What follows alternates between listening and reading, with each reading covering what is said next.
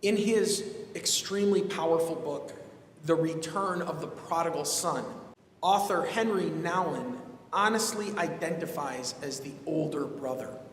This is a little long, but stay with me. He writes this: "The more I reflect on the elder son in me, the more I realize how deeply rooted this form of lostness really is, and how hard it is to return home from there.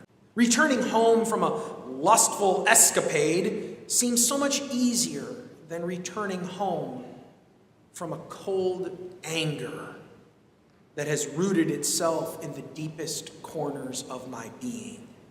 My resentment is not something that can easily be distinguished and dealt with rationally. It is far more destructive, something that has attached itself to the underside of my virtue. Isn't it good to be obedient, dutiful, law-abiding, hard-working, and self-sacrificing? And still, it seems that my resentment and complaints are mysteriously tied to such praiseworthy attitudes. This connection often makes me despair. At the very moment I want to speak or act out of my most generous self, I get caught in anger or resentment. And it seems that just as I want to be the most selfish version of myself, I can't find myself obsessed about being loved. Just when I do my utmost to accomplish a task well, I find myself questioning why others do not give themselves as the way I do.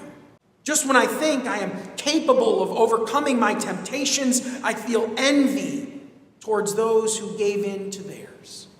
It seems that wherever my virtuous self is, there also is the resentful complainer."